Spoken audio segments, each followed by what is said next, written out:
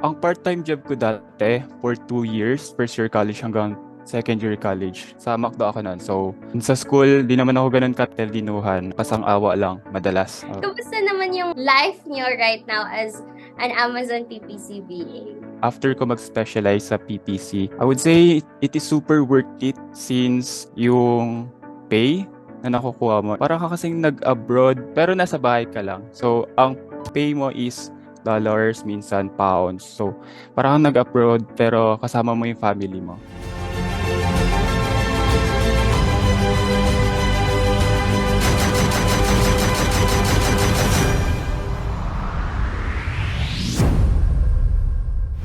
Hello everyone! In this interview that we're going to have, pag-uusapan natin ano nga ba talaga mas importante? Diskarte or diploma?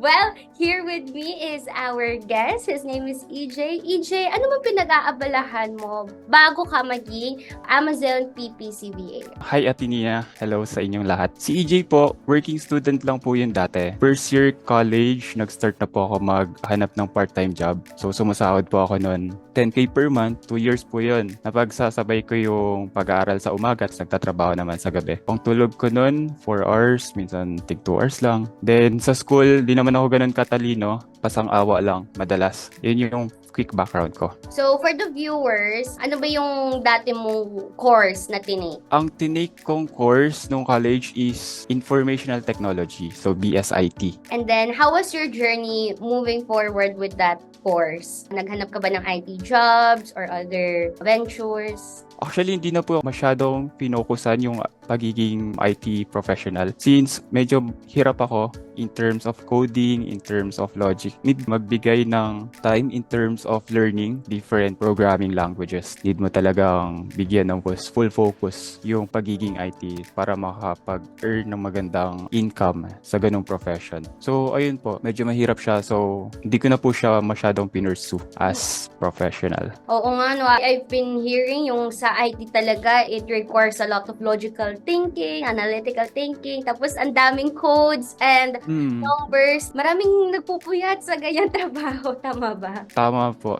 Pero worth it din if you will respect time sa pag-aaral, sa pag-a-apply, paggawa ng portfolio. Dagdag din yun kung may nagagawa ka, no, na sa portfolio mo. And actually, guys, sobrang saludo talaga ako kay EJ kasi napakasipag niya dahil part-time pa siya. So, is it okay if you share kung ano yung part-time mo? Ang part-time job ko dati for 2 years, first year college hanggang second year college. Sa McDo ako nun. Nasa production line ako. Ang ginagawa ko nun is nagawa ng burgers, nagpiprito ng fried chicken, nagsasaing ng kanin. Na-promote din after 1.5 years. Tapos naging crew chiefs. Nag-manage din ng tao sa kitchen. Yung gandang skill siguro na nag-gain mo doon, no? Managing people, yung grace under pressure, na nagkakaguluhan na kayo sa loob. Pero dapat pag nagharap ng customer, friendly, lahat yun, napagdaanan mo, no? Opo, skill na yun, like pagiging crew chief. Bali, na-apply ko rin siya sa pag-a-apply ko dati as newbie sa PPC at saka freelancing mainly. So sabi ko na, dati po ako nagmamanage ng team. Parang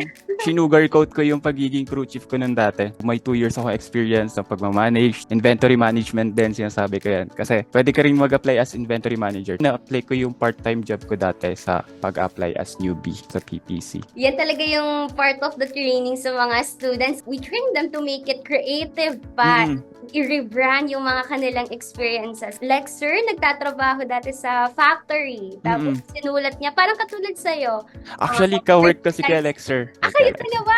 Opo, mag-work kami ngayon sa isang agency. Ang galing! So, kamusta naman yung life niyo right now as an Amazon PPC VA? After ko mag-focus sa PPC, after ko mag-specialize sa PPC, I would say it is super worth it since yung pay na nakukuha mo is parang ka kasing nag-abroad pero nasa bahay ka lang. Ang pay mo is dollars, minsan pounds. Parang kang nag-abroad pero kasama mo yung family mo. Super worth it nung pag-grind ko noon as PPC student. Well, na-mention mo na abroad. Masasabi mo yung per hour mo ba ay lagpas 20? Ay, hindi. Hindi naman po. Hindi naman po. If you could share, mga ano yung range? Ang range ko is usually $10 per hour, pero mostly ang negotiation ko sa mga clients is I work with results based, so project based, so hindi ako masyadong nag-hourly base. Although yun yung parang benchmark ko. Like if $10 per hour yung magiging benchmark ko, that would be 1,500 or 1,600 per client. I should also consider yung total revenue, kung profitable ba siya or gaano kadaming workload, gaano kahirap yung marketplace. Parang nagiging benchmark ko siya since after gaining experience, you will get more premium pay. Kaya we always encourage everyone to start if they are achieving yung goal nila na amount, yung kinikita mo na $10. Kailangan mag-start na sila kasi everyday counts para tumaas ang kanilang rate. Tama po yun. After nyo makapag-gain ng experience, rebuild nyo lang po yung portfolio nyo, yung resume nyo, para may mapakita po kayo sa future client nyo or second client, third client, ganyan. Para tumaas na tumaas po yung rate ninyo. Actually, nag-start lang din po ako sa $5 per hour as zero experience. After nun, naging 6, naging 7, naging 9, naging 10. Wow, tuloy-tuloy na siya, no? Speaking of zero experience, paano ka nag-apply? Minsan marami nagsasabi, nahirapan sila mag-apply pag wala pa silang client before. Sa'yo, ano yung naging story mo while you were applying habang student ka sa FPPCM? Ang naging strategy ko po nun is more professional ako in terms of email. So, naglalagay ako ng email signature. Every time na magre-reply ako ng cover letter, proposal, mga next stage interview. So, naglalagay ako ng email signature. May picture ko yun, may portfolio link, may WhatsApp number, yung pangalan ko, yung professional ko, Amazon PPC Specialist. Nakatulong yung email signature. Nag-build din ako ng portfolio, which is natutunan ko siya sa ASVA. Meron akong sariling portfolio. Every time na magre-reply ako, connected din siya sa email signature ko. On behalf of me, na-explain na kagad sa client yung ano yung experience ko, ano yung mga napagdaanan ko. Ayun yung pinaka-strategy ko. Portfolio, pagiging professional in terms of replying to clients. Nakaland ako ng first client ko dahil na rin sa referrals, sa pagiging proactive sa community namin. Sa FPPCM, meron dong channel, job opportunities. Most of the time, makikita mo yung mga job posts from other PPC members. So, naghahanap sila ng coworker, mga vacant. So, thank you kay Ate Sam, Kuya Dennis, Paolo ng Nomads, kay Coach Adrian din. Thank you sa trust, sa pag-refer sa akin. Naging cowork ko sila at nakaland ako ng client because of their referral. Yes naman. Gamit na gamit mo na maximize mo yung community, Opo. yung mga modules sa pag-aralan mo. Within the people that you are surrounded with, sila pa pala yung magbibigay sa'yo ng opportunity. Tama po yan. Basta be proactive lang, papakita mo na may alam ka talaga sa PPC. Kasi kapag may nagtatanong dati sa FPPCM ng certain questions, nagsasagot din po ako doon, pinapakorek ko na lang if mali. Most of the time naman, nasa module lang din yan. Sinusunod ko na lang din. So kahit na wala pa akong client na nagiging proactive ako sa pagsasagot, tulungan lang din. Kasi pag nagiging proactive ka, lagi kang nag-share ng alam mo, tapos pag may mga tanong, ikaw yung sumasagot, naaalala ka ng mga tao naaalala yung Opo. pangalan mo. Tapos, magugulat ka na lang, may DM na sa'yo na pwede ka ba sa position na to? So, open kasi kami. Ganun. So, i-DM ka na lang nila. So, thank you so much. Yay! So happy and proud of you, EJ.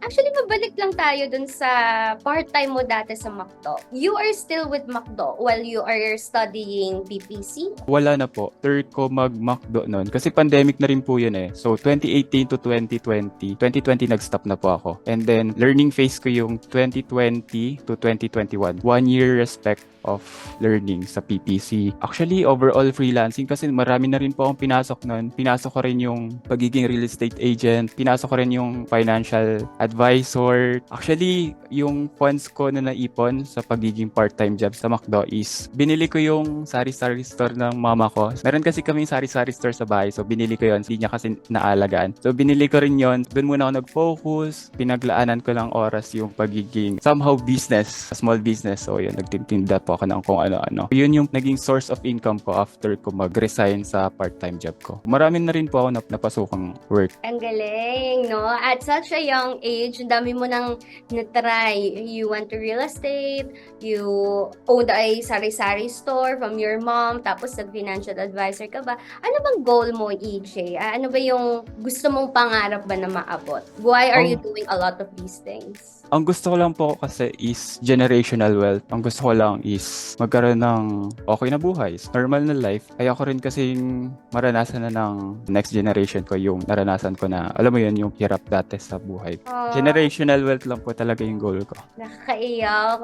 Yung struggles na talagang binibuild mo kung para yung sa mga future anak mo, diba, magkaroon naman lang sila ng magandang buhay na tayo ang magsa-start. Tingin mo ba sa PPC, mabibigyan ka ba ng generation wealth? Actually, I'm confident to say yes. It actually gives me an opportunity to save money for next business ventures. Gives me an opportunity of big chunk of savings. Actually, nag-start na rin ako mag-open ng small businesses pero medyo secret pa po yan. Nag-venture out na ako sa mga different businesses. Binabalikan ko yung mga dati kong inaral like trading, investing. Sobrang helpful lang pagiging freelancer ko sa pag-venture out sa other areas of opportunity. So, it unlocks different opportunities sa plate ko. Grabe. EJ talaga I can tell that you have a very bright future ahead of you because meron kang grit, confident ka sa sarili mo. Single ka ba? May GF ka ba? May inspiration ka ba? Bakit ka ganyan? Single po. Single. Ayan, So, single hello, mga girls. Single na si EJ. Single pero gusto na kagad ng generational wealth so wala pang mapapamanahan. Priorities muna. Yes, totoo yan. And dadating din yun, di ba? So, ang galing ng stories mo. Would you say your community is like that? Hindi lang yung nagsistay lang sa PPC, pero it's also naglulok na ng opportunities business-wise. Opo, actually si Coach Dean, nilulook forward ko or nilulook up ko siya since trader po siya, mom siya, PPC manager, nagte-trading din siya. Sobra yung paghanga ko kay Coach Dean since gusto ko rin maging trader, investor. Actually marami ding PPC specialist, PPC manager sa loob ng community namin na different area yung pinapasok in terms of real estate. Meron ding mga different opportunities in terms of, let's say, rentals ng mga properties, mga cars, mga ganun. Sobrang daming mapagtatanungan sa loob ng community in terms of what's next after PPC. Kasi yung PPC kasi parang tool lang namin yon in terms of unlocking next passive income goals, right? Yan. Actually, I was really looking forward. Mababanggit mo si Coach Dean nung tinanong ka yun. Kasi ganun siya eh. Like, alam niya na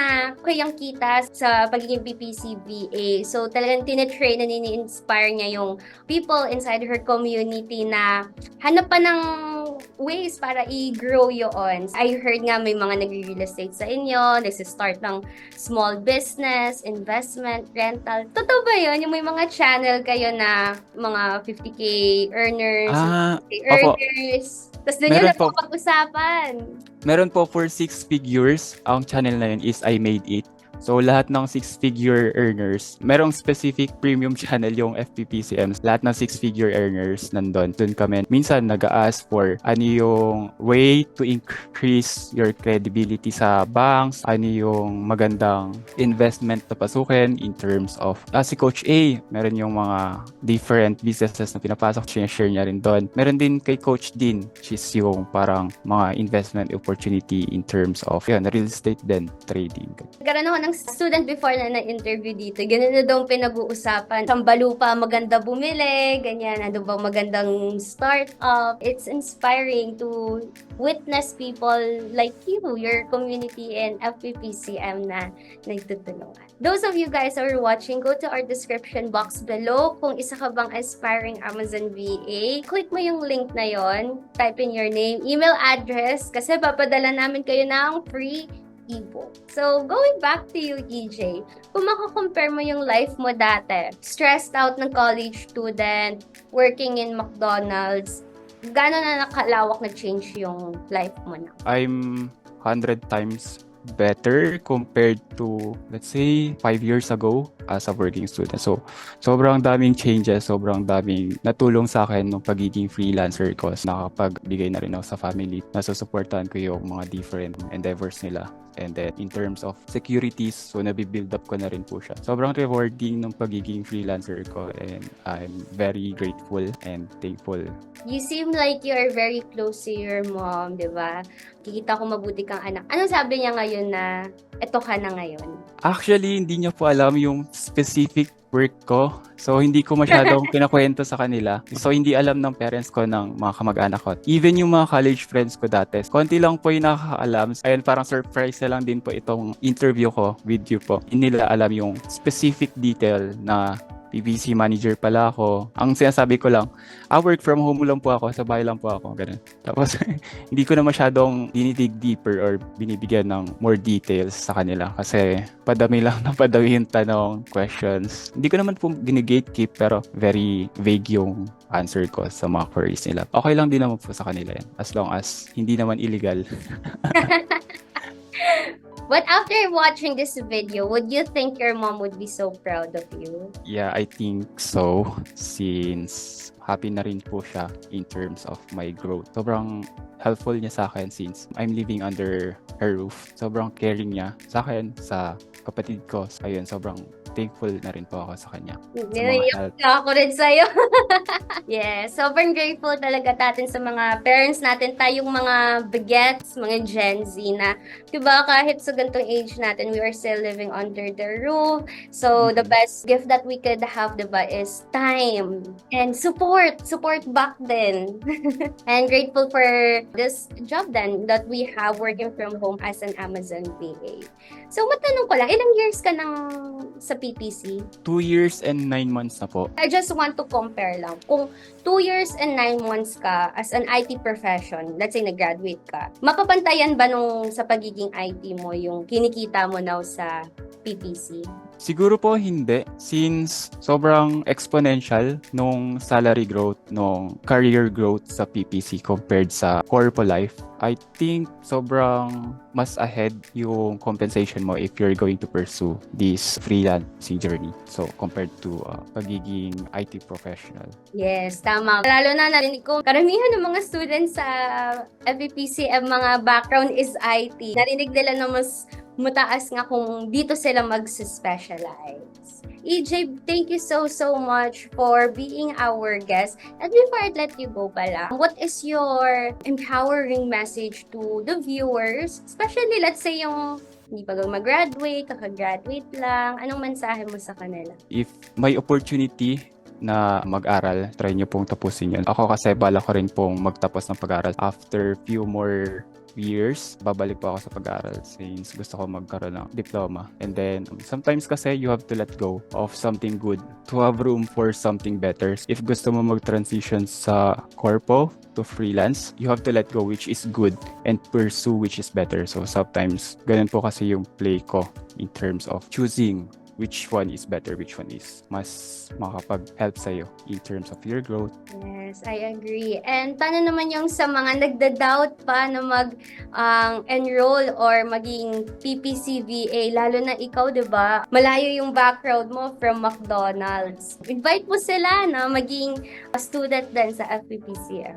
I usually don't recommend products or services kasi sometimes kapag yung nirecommend mo is hindi okay or hindi maganda, sometimes lower your trust level sa kanila. And hindi ako masyadong nagre-recommend pero this FPPCM course, this ASVA course is sobrang recommended ko siya if you want increase your potential active income, unlock different opportunities, get good networks. So usually kasi kapag nag-enroll ka sa isang course, sobrang bonus na nung good networks. So sobrang daming mayayaman sa loob ng FPPCM. Bonus na lang yung co-master mo, sila Coach Dean, sila Coach Adrian, Coach Marcos, Coach Jen. So sobrang ganda ng network inside. I would highly recommend FPPCM. Yay! Thank you so much, EJ, for being our guest and for inspiring the Gen Zs out there. And for those of you who are watching, thank you for watching up until this moment. So, EJ, are you a proud FPPCM member? Yes, very proud member of the FPPCM po. Sobrang ganda ng community, tapos ang babait ng mga coaches, tapos mga co-master inside. Yay! Thank you and see you guys! Thank you so much for watching this video. If you want to know more about freelancing, follow us on our Facebook, TikTok, LinkedIn, and Instagram page. And if you have any inquiries, just contact the number on your screen. This is your Amaze Nation brand ambassador, Nina, and with Amaze Nation, we provide life-changing learning for extraordinary living. See you next time!